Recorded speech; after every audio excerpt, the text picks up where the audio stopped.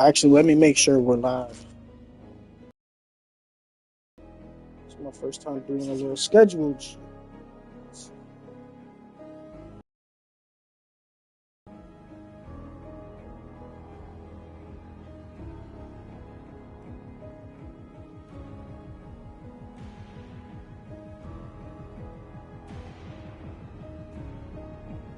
I believe we are live. I don't know. Are we?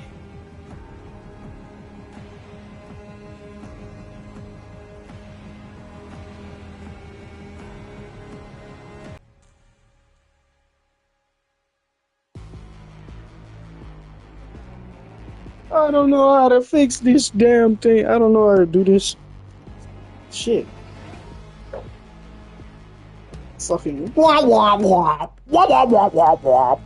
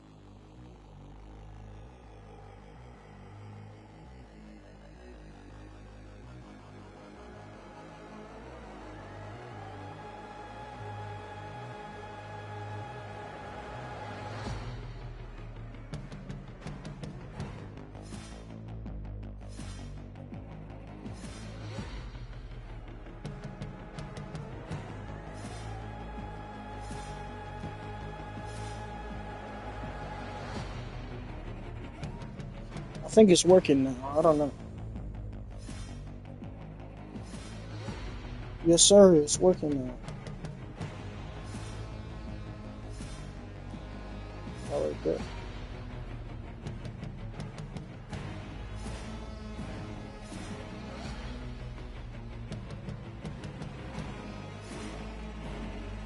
All right. Yep, we are live, baby. Copy link.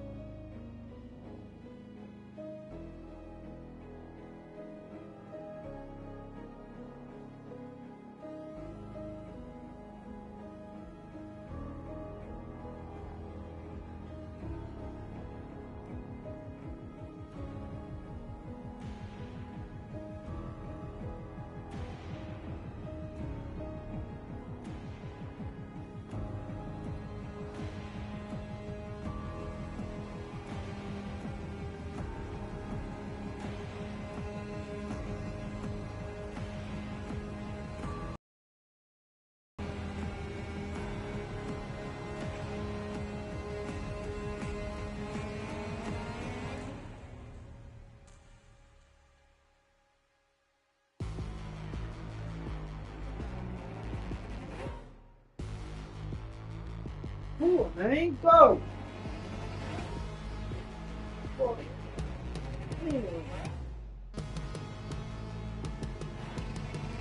Why? People want to talk about some fucking certain cat energy. No, it's all cats, bro. All cats are fucking evil.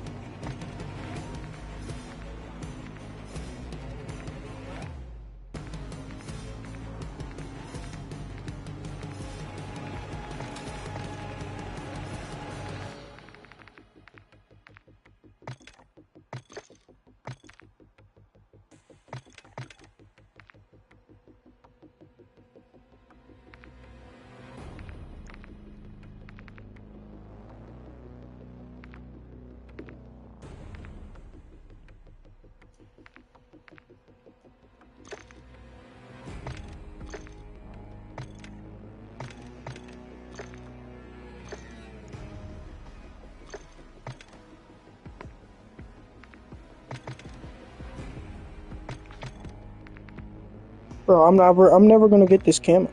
It's just not gonna happen, bro.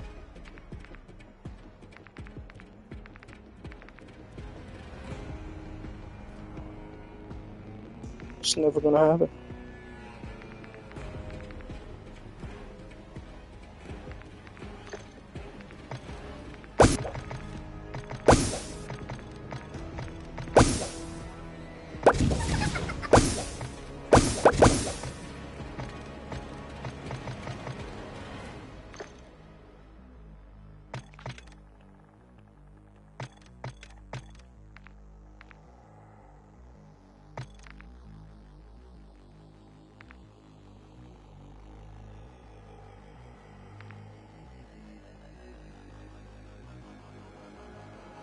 I'm not gonna lie, I don't know how that got past the, nobody's complaining about that.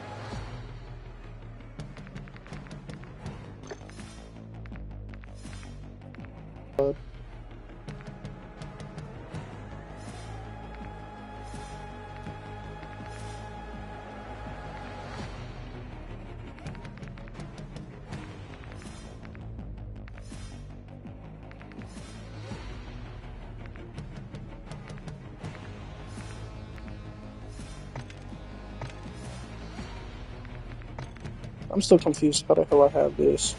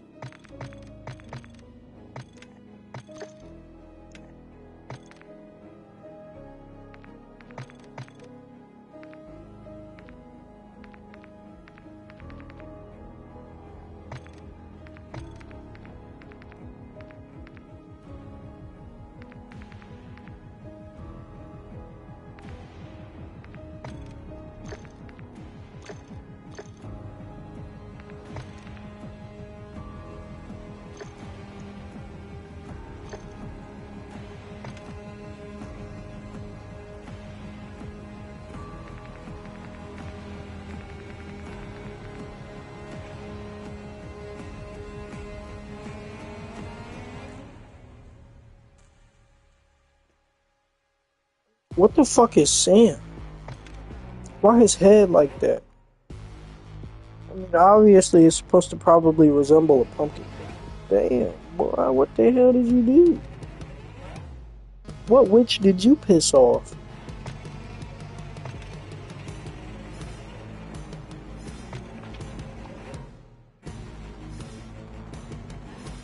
What the fuck is... Hey Siri,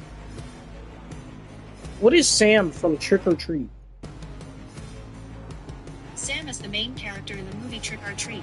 He is a peculiar trick-or-treater in an orange footy pajama costume, who appears to enforce the rules of Halloween. This answer... Let's do a little backstory.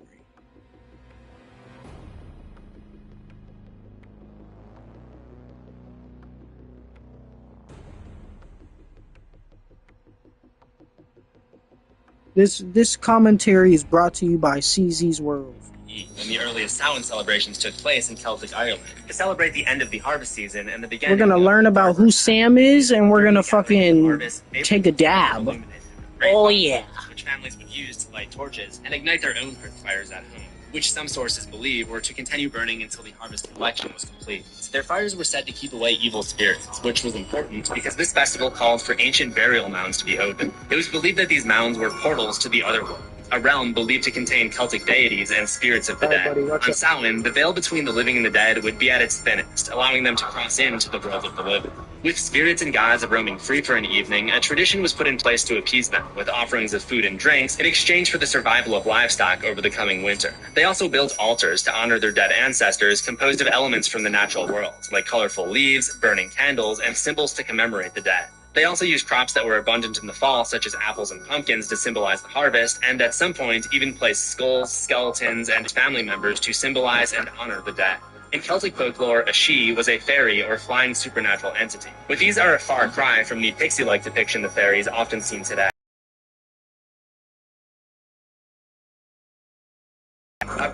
Short-fused, mischievous little men, banshees, wailing female spirits with warnings of death, and changelings, deformed, unwanted children that other fairies would sometimes swap with human babies.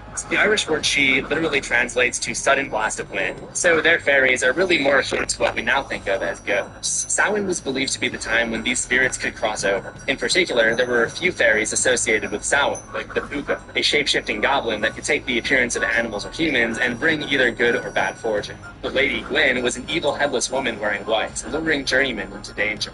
Dullahan was a malicious headless horseman, foreshadowing imminent death or misfortune. To protect themselves from this array of spirits, it became tradition to dress up as monsters to scare away the evil entities. This practice was known as guising. You know, like disguising. In the 1500s, those wearing costumes, known as chins, with another practice known as souling from the Dark Ages. They would go door to door, singing songs for the souls in purgatory in exchange for soul cakes. Failure to participate in Samhain festivities was seen as taboo, and it was believed that those who did not take part would be punished by the gods with illness or even death. Celebrations began in the evening on October 31st, the midpoint between the fall equinox and the winter solstice. As you may have figured out by now, this holiday eventually changed and morphed with other cultures over the years and became known as All Hallows Eve, or what we now know as Halloween. Altars for the dead became Halloween decorations, hearth fires became jack-o'-lanterns, mourning became Halloween costumes, and soul cakes became Halloween candy. Punishment by the gods became punishment by toilet paper, and guising became trick-or-treating, which brings us back to Sam. As customs fused and evolved over the years, Sam's role was to uphold the traditions at their core. Even his name goes back to the ancient Celtic festival, which is spelled like this, and sometimes mispronounced as Samhain. Thank you, Dr. Loomis. To learn how Sam became the ever-present deity upholding the rules of Halloween set thousands of years ago, stick around to the end of this video.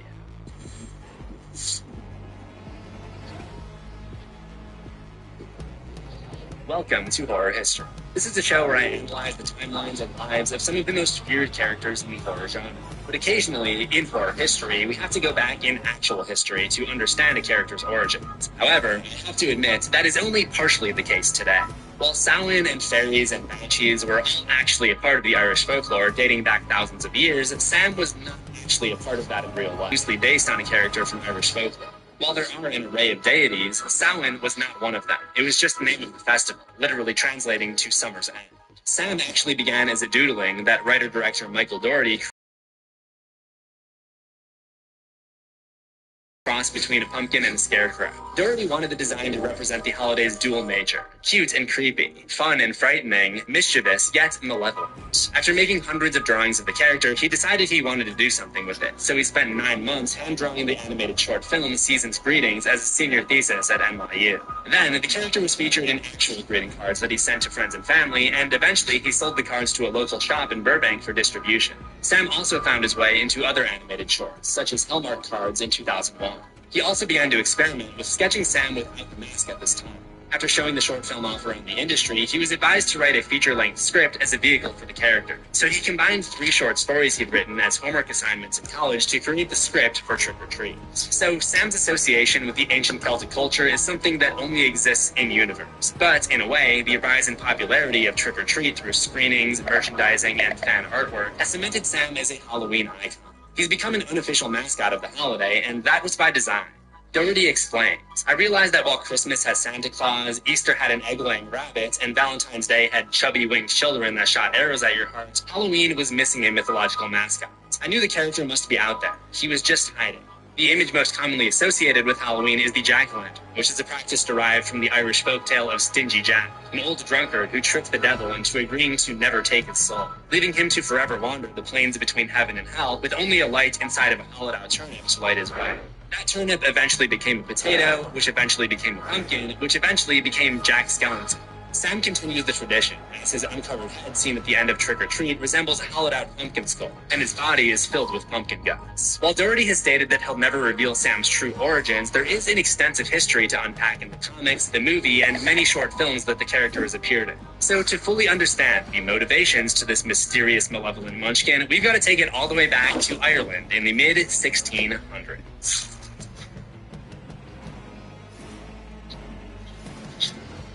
October 24th, 1640, a man named Thomas is criticized for showing mercy on witches during their execution. The man in charge of the executions, Commander Wulfric, explained, This shit is wild, bro.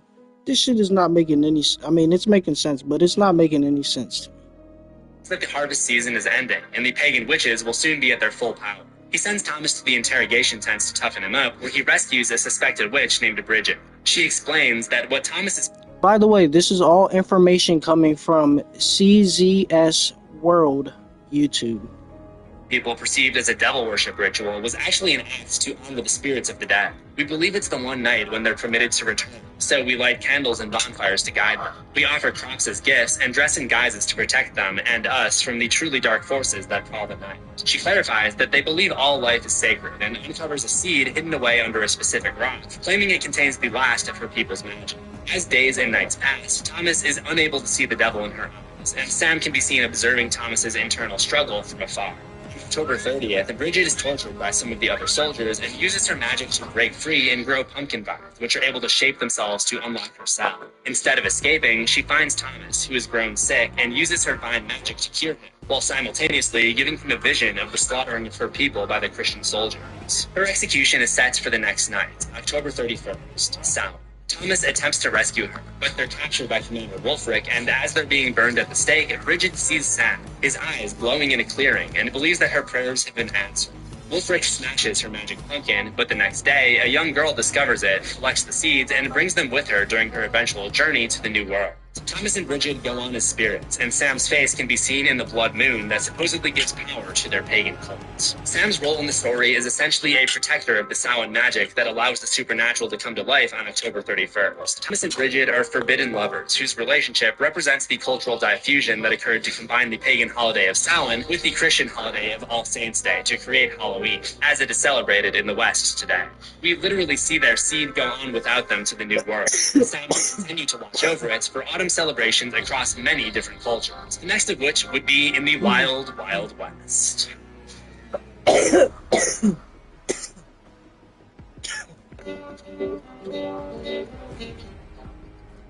Illinois, October 29, 1853. European settlers have brought their Halloween traditions to the Americas and are actively spreading dead all along, and she did not even have a sister, implying that it was actually her ghost who hired Jake onto the case, with Sam seemingly pulling the strings. It ends with Jake, now with no choice but to be a believer in the supernatural. In this one, Sam protects the Halloween tradition in multiple ways. Non-participants have long said to be punished by the gods, and Jake's lack of Halloween spirit is because he believes that dead is dead and gone is gone. He doesn't believe that any of it is real. He's also taught to honor the dead throughout the story. It is only after finally visiting his deceased wife and son in the graveyard when he realizes where the Echo Park Devil is hiding. The last story of the Days of the Dead comic takes place about 50 years before modern day, most likely the mid-1960s. James and Rory are a pair of troublemaking kids who get caught vandalizing houses on Halloween night. Rory is the son of the reverend at the church. As they're being punished, they're all surrounded by a horde of classic monsters, including werewolves, witches, vampires, and demons. While the adults are scared away, James and Rory put their masks back on, allowing them to blend in with the monsters undetected. That is, until the Grim Reaper appears before them, and they wake up under an apple tree in the midst of an awesome Halloween party and decide to celebrate. Judging by their hands, they seem to be slowly turning into monsters themselves, and they join the crowd as everyone gathers around the leader, which of course is Sam. He throws a handful of candy into the fire, causing it to shoot skyward, and some of the monsters fly up after him. James and Rory spend the night riding around with the monsters, dispersing candy to kids all over town, ending at the church, where their community is holding a lock-in designed to prevent them from doing anything fun on Halloween. The monsters break their way in, and the boys join them in terrorizing the congregation. When the Reverend spots Rory, he tells him, "I always knew there was something wrong with you." Rory attacks him, claiming he'd rather be like a monster than be like him. But just then, the clock strikes midnight, and the monsters disappear into the night. James urges them to take their masks off before it's too late, but Rory claims that this is where he belongs. And the Grim Reaper fully turns him into a monster before taking off and leaving his best friend behind. We then jump forward to basically the present day, where James has just finished telling his granddaughter each of these 4 Halloween tales, and she runs off to trick-or-treat with her friends. Only one of them turns back, and it's Sam. He looks up and sees Rory in his monstrous form, flying over the moon before he's I think Sam's purpose in this story is to be the catalyst for mischief. According to English historian Ronald Hutton, when imitating malignant spirits, it was a very short step from guising to playing pranks. Samhain pranks became common in Ireland and Scotland, leading Samhain to be known as mischief nights in parts of those countries. Remember, Sam is neither a good or evil spirit. He is simply an embodiment of all things Halloween and Samhain. It's also significant that these pranks came at the expense of the church, because while most Christian churches have chosen to accept Halloween, some very religious groups still object to its celebration. Also, this present timeline with James is not given a specific date. It's more or less modern day, along with each of the short films, and of course, which all seem like they could be set in the 2000s, a time when cell phones and rotary phones still coexisted. The movie does feature a werewolf transformation, so if we're going by real-world calendars, the nearest full moon on Halloween would have been in October 2001. However, the movie also features a flashback, allowing us to jump back in time and catch Sam, period.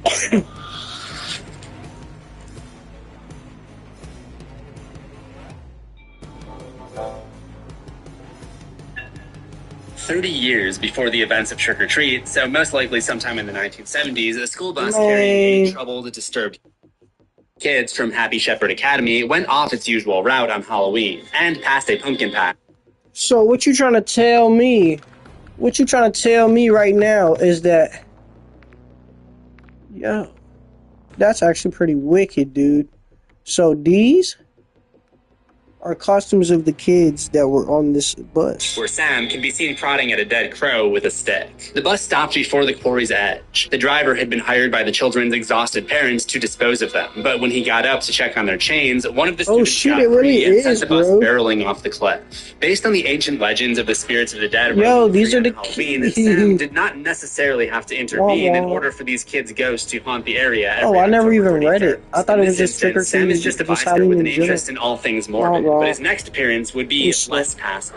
In Season's greeting, Sam appears as a trick-or-treater, and a man follows him into an alley and tries to beat him up. But Sam destroys him and carries him away in his sack, before revealing his true supernatural nature. Obviously, the lesson here is that you don't f with Sam, and it's important to keep context in mind too. This was the first thing he ever appeared in, so viewers would have assumed that he was just a kid in a Halloween costume, until the end.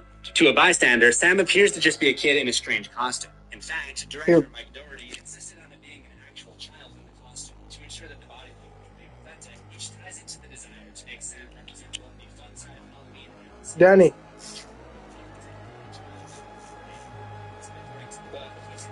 Halloween terrorizing the mites who took the time to dress up, stealing their candy, and amassing a horde as the night went on. You get up there. You didn't have much need to dress up. Why bother if you could just take all the candy you wanted?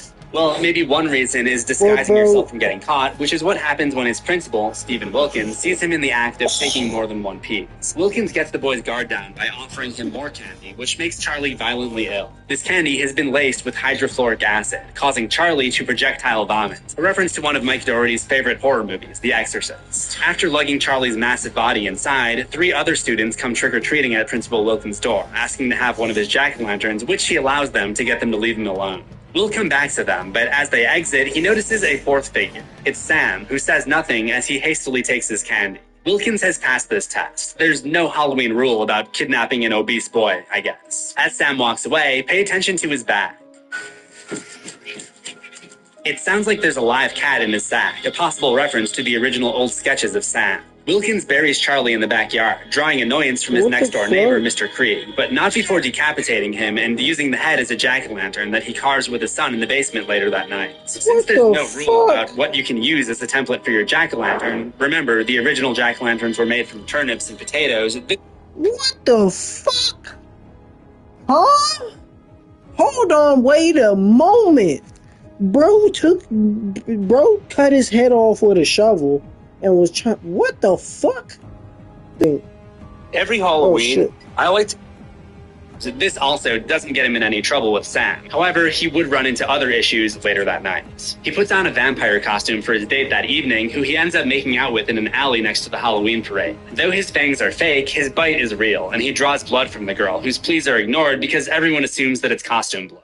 Jumping back to the beginning of the night, Lori, her sister, and their friends are a group of girls visiting Warren Valley, Ohio for their yearly Halloween boy hunt.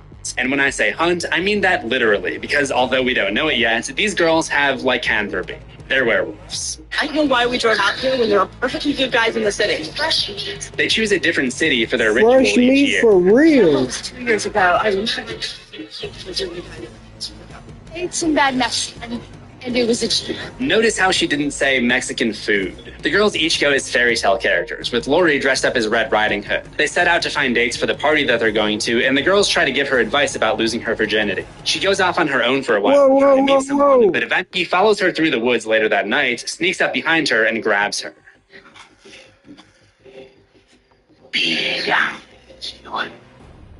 Only Lori puts a twist on the classic tale. In the original Red Riding Hood fable, a wolf disguises himself as Red Riding Hood's grandmother and tries to eat her. But in this case, Red Riding Hood herself is the wolf and the predator. She tosses Wilkins into the party wrapped in her cloak, then emerges from the woods in a new costume. After explaining what happens to her sister, she informs Wilkins that it's her first time and begins her transformation into wolf as she tears him apart with her teeth. Damn! Sam watches this ritual and Face ass. It's also significant that wait, where the fuck did Sam come from? Vampires and werewolves are known to be rivals. It seems to stem from the old Universal Monster Versus movies, and maybe the fact that vampires avoid the sun while werewolves lose control at a full moon. The popcorn affair between these two supernatural races doesn't seem to have any ties to the ancient traditions of Samhain, but it is possible that this is a newer tradition that Sam seems to be embracing. The transformation itself was shot to stand out from traditional werewolf transformation scenes in movies. In Tales of Mayhem, Mystery, and Mischief, collaborator Bryan Singer explained how Doherty wanted it to look like a sensual experience rather than an excruciating hatching process. The werewolves transform in a kind of Dance of the Seven Veils, where they strip down to their true form. There's also a great emphasis on the fact that Lori is a virgin, which turns out to be a word that they're using connotatively. They're referring to her first time devouring a victim, but the allegory for sex is obviously still there. If my thesis that Sam is meant to embody Halloween and its traditions is correct, then I see no reason that couldn't include more recent traditions, like the one where many young women use their costumes as a means to draw romantic attention to themselves. In recent decades, the holiday has taken a page from horror movies. Yo! And that's the girl from... Yeah! I gotta watch this shit, bro. I'm not even hip. I got the Funko Pop because I just knew that it was some type of I thought it was like a low budget type of thing. So I was just showing Mrs. Henderson's house. But damn! Here, we literally see how Halloween is celebrated differently as you get older. The three are joined by Schrader, who has collected an additional 3 jack-o'-lanterns. Then, they come across the jackpot of all jack-o'-lanterns in the front yard of Rhonda, who they refer to as an idiot savant, someone with high aptitude in one subject but reduced intellectual or social function. They all head out to the quarry, where Rhonda demonstrates her extensive knowledge of South. She says that they're going to pay their respects to dead and tells the story of... Go ahead, buddy. Each of the 8 jack-o'-lanterns they've collected represents one of the lost souls from the school.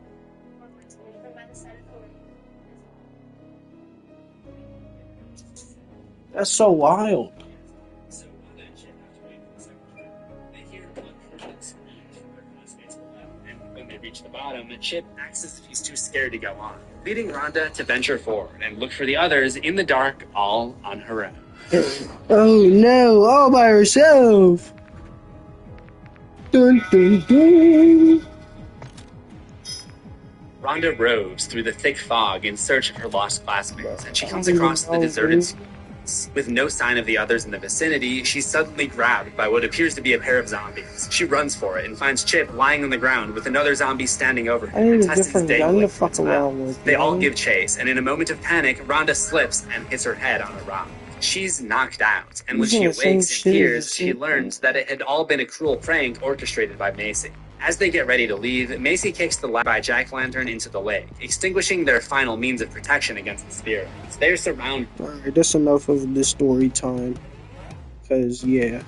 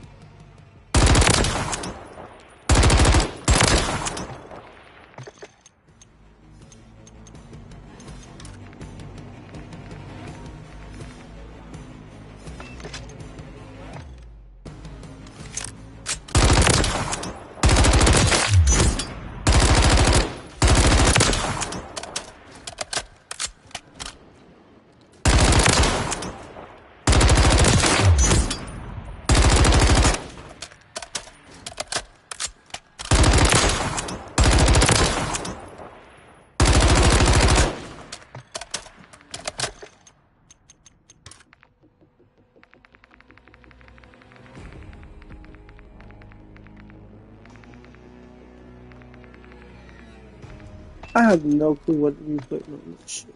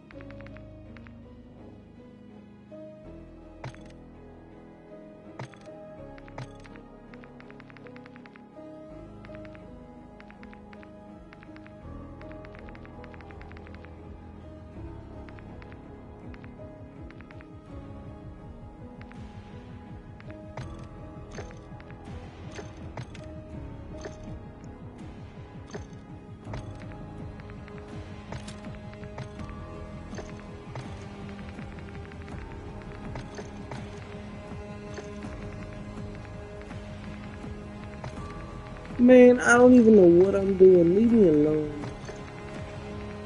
I have no clue.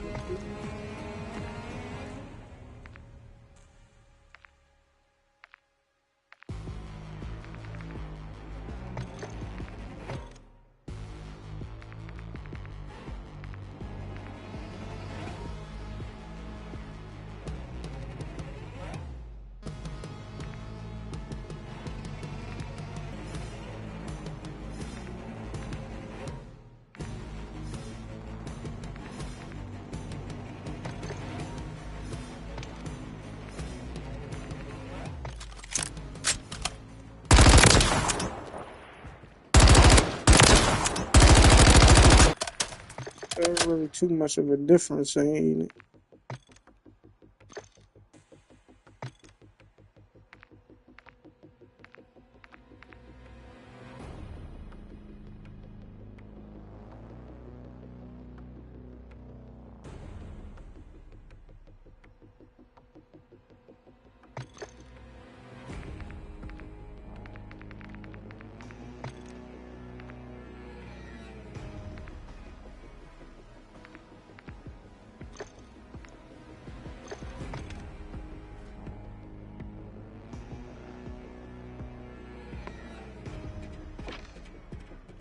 Just fuck around and do this because I don't know what else to do with my life.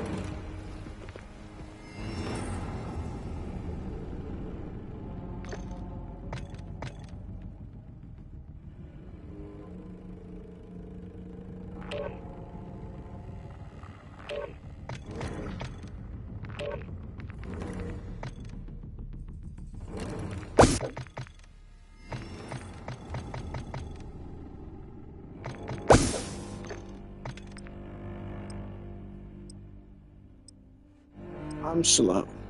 You're not slow, I'm slow.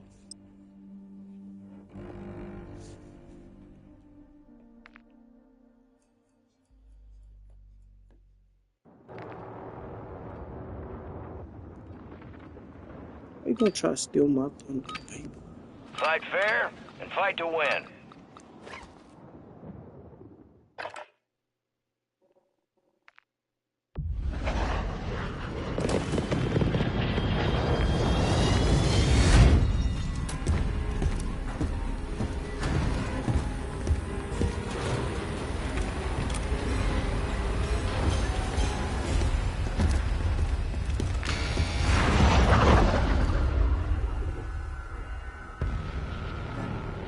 Eyes up. You never know what you'll find. Make every shot count. Fuck the LZ.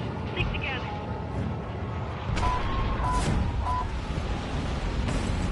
Hey, first.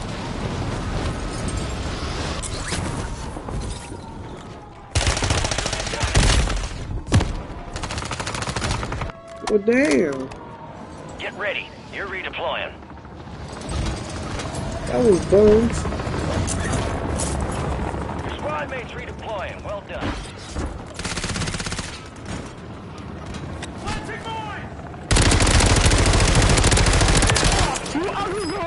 Your squad mates back on station. What? Good work. How dare you say that to me? Bro just called me an ugly gorilla.